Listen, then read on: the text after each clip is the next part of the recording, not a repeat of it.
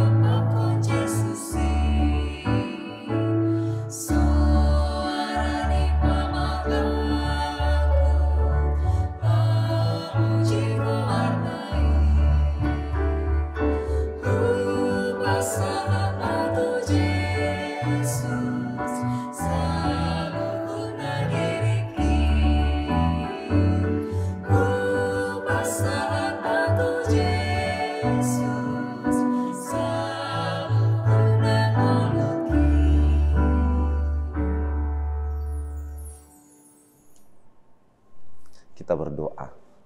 Kasih karunia dan damai sejahtera dari Tuhan Allah Bapa kita dan dari anaknya Tuhan Yesus Kristus menyertai saudara sekalian. Amin.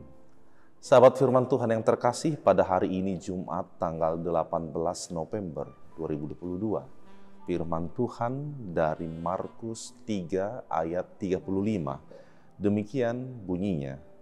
Barang siapa melakukan kehendak Allah, dialah saudaraku laki-laki, dialah saudaraku perempuan, dialah ibuku. Adapun judul daripada renungan ini ialah melakukan kehendak Tuhan. Saudaraku sekalian, dari judul yang baru saja kita dengarkan, melakukan kehendak Tuhan, ini adalah suasana yang sungguh-sungguh indah dan begitu menyejukkan dalam setiap suasana kehidupan yang kita jalani.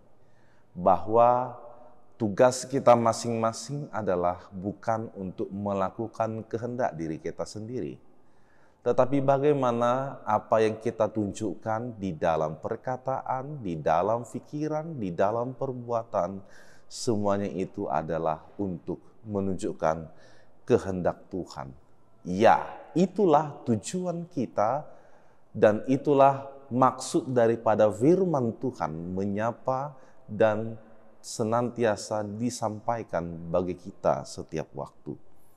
Akan tetapi saudara-saudaraku sekalian, kemajuan zaman yang semakin canggih dan cepat ini, semua itu membuat manusia untuk hidup secara individualis. Padahal kita mengetahui berdasarkan budaya kita bahwa hidup bersosialisasi dan hidup yang bersaudara ini merupakan hal yang amat kental menyatu dalam kita semua, dalam budaya kita dan dalam tradisi kita. Siapapun orangnya itu bisa menjadi teman, bahkan bisa menjadi saudara bagi kita tanpa memandang suku, ras, agama, bahkan hubungan darah sekalipun. Nah, di dalam berbagai cerita di dalam sejarah Alkitab, Daud khususnya juga memandang semua orang sebagai saudara-saudaranya yang sama, yang menikmati kehidupan secara bersama dan bahkan menikmati hal yang dapat dibagi dengan bersama. Memandang setiap orang sebagai saudara. meskipun kita tidak dalam satu darah. Hal ini juga kita rasakan setelah Kristus menebus kita, bahwa kita semua adalah saudara-saudara seiman, saudara-saudara di dalam Kristus, yang mana itu adalah menunjukkan kehidupan yang harus ditunjukkan dengan dekat satu dengan lainnya, bukan karena ikatan darah saja, tetapi karena Kristus yang telah mempersatukan, yang telah memanggil kita di dalam persekutuannya. Itulah maksud daripada firman Tuhan. Siapapun orangnya, itu adalah saudara kita, bukan lawan kita, apalagi bukan musuh kita. Untuk itu persaudaraan bagi Yesus tidak hanya didasarkan kepada hubungan darah atau hubungan keluarga saja. Sekali lagi, letaknya adalah di dalam keimanan kepada Allah dan pelaksanaan akan firman Tuhan. Itulah saudara-saudara kita. Nah, karena itu apabila kita melihat kondisi pada sekarang ini, yang mana banyak hal yang kontras sekali yang kita hadapi, maka bagaimanakah kita masih dapat menerima orang-orang lain sebagai saudara kita yang tanpa dibatasi oleh berbagai tembok-tembok yang dapat memisahkan kita, yang tanpa dibatasi oleh hal-hal hanya persoalan kesamaan saja, tetapi kita dapat saling menerima satu dengan yang lainnya. Bila hidup ini masih penuh dengan sekat-sekat, pembatas-pembatas, padahal kita sudah sama-sama merasakan anugerah keselamatan di dalam Yesus Kristus, maka hal itulah yang mesti dan harus kita tuntaskan dan kita pulihkan. Sebagai pengikut Kristus, kita harus dimampukan menerima satu dengan yang lainnya, menganggap orang lain sebagai saudara kita. Walaupun beraneka sudut pandang, beraneka perbedaan, bahkan di tengah-tengah perselisihan sekalipun, maka mereka kita anggap sebagai saudara kita. Inilah maksud Allah memilih kita dan menempatkan kita di tengah-tengah kehidupan yang kita jalani sekarang.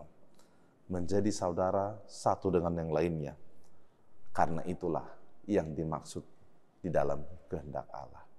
Mari, sambutlah saudaramu. Sambutlah mereka.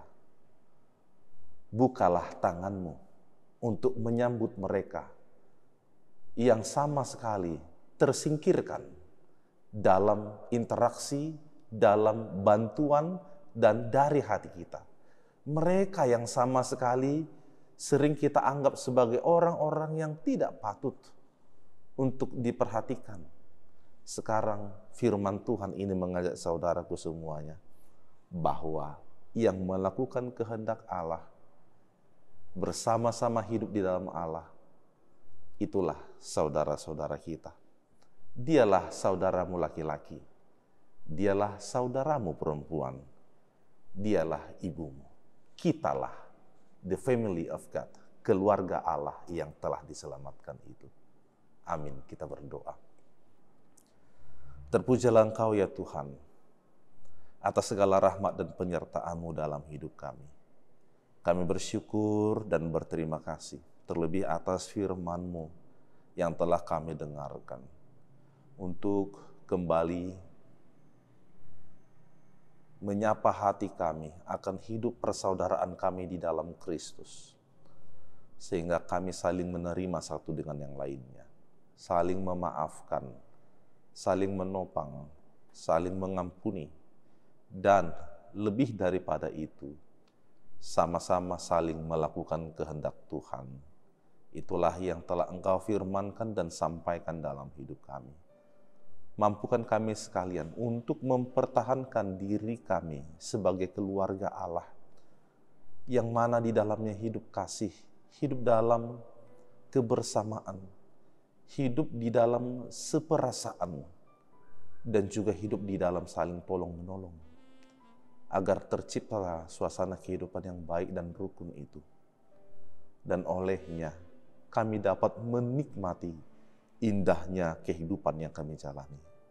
Jauhkanlah dari kami segala pertikaian, segala hal yang bersifat kegeraman, kemarahan, dan hal-hal yang dapat memisah hidup kami satu dengan yang lainnya. Namun biarlah dengan rasa patuh dan hormat terhadap Engkau, kami menjadi pelaku daripada firman. Senantiasalah Engkau juga memberkati saudara kami yang mendengarkan renungan ini. Kiranya Engkau sajalah yang bersama-sama dengan mereka dimanapun berada dan memberkatinya. Terpujilah Engkau, di dalam nama Yesus kami berdoa. Anugerah Tuhan kita Yesus Kristus dan kasih setialah Bapa dan persekutuan Roh Kudus menyertai saudara sekalian. Amin. Shalom, Horas.